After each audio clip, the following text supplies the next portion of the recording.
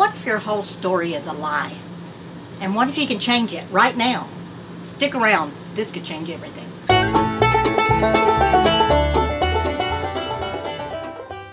Welcome back. This is Cindy, your sassy Southern grandma. Glad to have you back with us this week. And today we're going to talk about stories. We're not going to tell stories. We're going to talk about stories. The stories that we have been told about ourselves and the stories that we have told ourselves. All of us carry stories around. There's lots of things that we believe about ourselves just because somebody else said it. There's a lot of things that we believe about ourselves because of something we did in the past that is way in the past, but we still are holding on to that story. Maybe somebody told you you're never going to amount to anything, or you're too much, calm down. Maybe it's not something we did, maybe it's something that happened to us and we decided that that's our story. That's it, that's who we are. The great thing about that is we can change our stories. But first of all, we have to realize that we are believing the story. Sometimes we are living our life based on a story that somebody told us or a story that we adopted at some point in our life, and it's not true anymore, but we haven't even realized that we're living a story. And it helps to, first of all, you have to realize it. You can't change something if you don't acknowledge that it even exists. So the first thing is to think about, what stories are you living? Are you living a story that says, I'm a victim? Are you living a story that says, I'm not smart, or I'm too fat, or I'm never going to be any different, or I'm a small town girl and I just can't learn, or any number of things that could have been told to you or that you heard, or it may not even be something you heard. Maybe it's just a feeling you had by the way you were treated. Maybe you were treated a certain way at some point in your life and you decided that must be who I am. That's how I feel when they treat me this way, so that's who I am. So the first step is to realize that you're living a story. You're living your life based on something that's going around in your head and in your heart, and something that you fundamentally have bought into. That's the first step. The second step is finding out, where did it come from? And you may not find out where it came from, but a lot of times we can look back and remember when somebody said something to us and we kind of latched onto that as that must be who I am. Or something happened to us, and as a result of what happened to us, we start living as the person that happened to, instead of changing something and not living in that. We have a lot of examples of people who have, you can look around in your life and see people who have not amounted to anything in society's eyes because they were told their whole life, you're not going to amount to anything. People who never got beyond their raisin, is what we say in the South. Don't get above your raisin. Hey, it's a good thing to get above your raisin sometimes. Sometimes our raisin, the way we were raised, the things we were taught, the things that we were told about ourselves when we were being raised, are flat out lies. But because we were told them by people we believed, people that had authority over us, or we thought did, or our parents. Who do you believe when you're a child? Your parents. They're the only people that you're taught to believe what they say. So at some point in our life, whether it's in your 20s, 30s, 40s, 50s, 60s, you have to stop and think, unless you want to live that story for the rest of your life, what is the story and where did it come from? Is it true? Is it something that's reality? Or is it just something that you bought into that somebody else told you and you didn't even realize you bought into it? Something that somebody told you about yourself, or something that you deducted about yourself because of situations around you? A lot of people had horrible, terrible, abusive childhoods, and as a result of that, they became victims because that formed them as they were growing up. It formed them into the person they are. But it's possible to stop that story, write a new story. There's so much damage that old stories can do to us. If we believe a limiting story, then we're going to live a limited life. If we believe we're unlovable, we're going to stay in unhealthy relationships because we don't think we deserve anything better. If you were told you're not capable, you're dumb, you'll never learn that, eventually you stop trying. You stop trying to achieve anything because you were told you're not going to do anything any better, so why try? The good news is we can change our stories. We can acknowledge what it is that we're believing about ourselves and change that.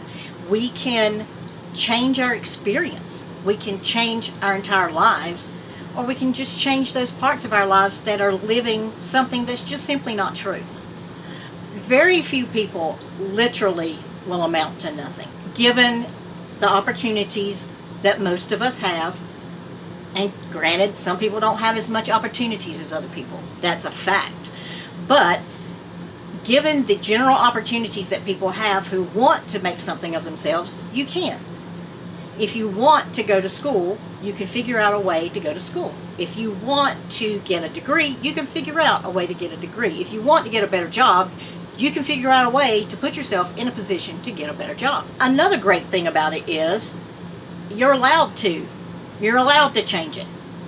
A lot of us grew up in very high control situations, high control families, high control religions, high control societies where we are just going along with the flow. We're going along with what we were told. We're going along with what we believe, which is really what other people believe, but we bought into it. Because of that, we don't do anything any different because we don't realize we can. But I'm giving you permission right now. You can. It is allowed to change your story. It is allowed to take your story and make something better out of it. Some of the best stories are the ones where someone takes their story that was bad and made it into something good. I'm going to give you two examples. Dr. Edith Eger is a woman who is now in her 90s. She was a teenager when she was imprisoned in Auschwitz, the concentration camp in Germany. She survived that.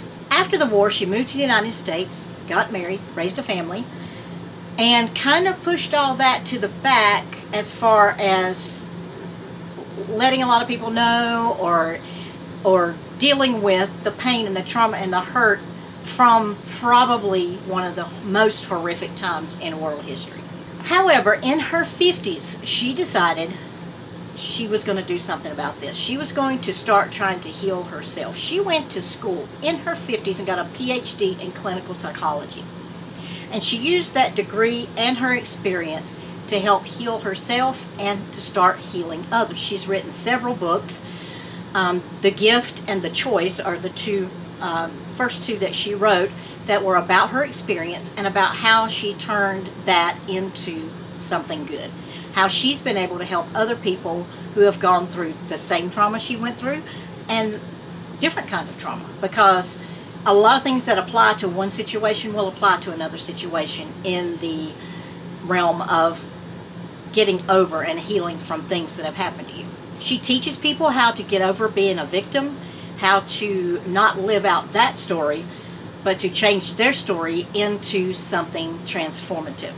She not only helped herself, she helped a lot of other people and still does. She still speaks, she still writes, and she still is working to help people who have survived horrendous things. So it's never too late. She was in her 50s when she started her college education, and she still continues 40 some years later to help other people. She didn't just change, she transformed herself and her life. Another woman I want to tell you about is Leslie Morgan Steiner. She was a corporate executive. She was a Harvard graduate, and for years until her 50s, she did not tell anybody about the abuse that was in her marriage that she was in when she was in her 20s. She was silent about it, didn't tell anybody. But she got to the point where she had to deal with it herself and use that to help other people, just like Edith did. She wrote her first book, her memoir, Crazy Love, which the title of it comes from, she realizes now she was crazy in love with this guy who was very abusive to her, and she still loved him. But she was able to come out of that, and then in her 50s write a memoir, and she's written other books, and she speaks publicly about her situation and how she came out of it and how other people can come out of it. She has a very interesting TED Talk, and I'm going to put a link to her books and Edith's books and this TED Talk in the description. But she does a TED Talk explaining why abuse victims don't leave. Domestic violence victims don't leave. A lot of people say, why don't she just get out? There are reasons. If you've never been in that situation, it's very hard to understand from the outside. But she gives you an inside look of why domestic violence victims do not leave, just get up and pack up and leave one day. And I encourage you to listen to that TED Talk, especially if you've got people in your life that may be in a domestic violence situation. That would be something that would help you understand their situation better. And check out the books of both of these women, who are great examples of how you can be in a terrible situation. You can be told terrible things about yourself. You can believe terrible things about yourself. You could be a literal victim, but there are ways to come out of those things. There are ways to change your story. So how do we do that? I've already talked about how we need to realize that we're living a story, that we are believing a story that may not be true. Things that we have going around in our heads, a lot of times we don't think about what we're thinking about. Like, why do I do X, Y, Z? Maybe there's something that's a tape playing in your head that you're just living by that you don't even realize it. So the first step is realizing there's a story there. There are a lot of ways to do that. Maybe you would like to go to therapy and have someone help you dig that out. Journaling is a good tool. Looking at some of these sources that I've given you and some of the resources that are online. There are tons of YouTube videos and very educated people who can help you realize those things. The second thing we talked about is finding out where they came from. And you may not have memories. Sometimes our memories fail us about what actually started this story in our life, but a lot of times we can pinpoint it. A lot of times we can look back and say, yeah, my parents used to say that all the time, and somehow I bought into it. So identify it, figure out where it came from, and number 3, start to rewrite your story. This is the turning point. Rewrite your story into something that is more true, something that's more true for you. Instead of saying, I always mess everything up, you can change that to, yeah, I make mistakes, but I'm learning and I'm growing. And as I go forward, I'm going to make fewer mistakes because I'm going to learn from those mistakes.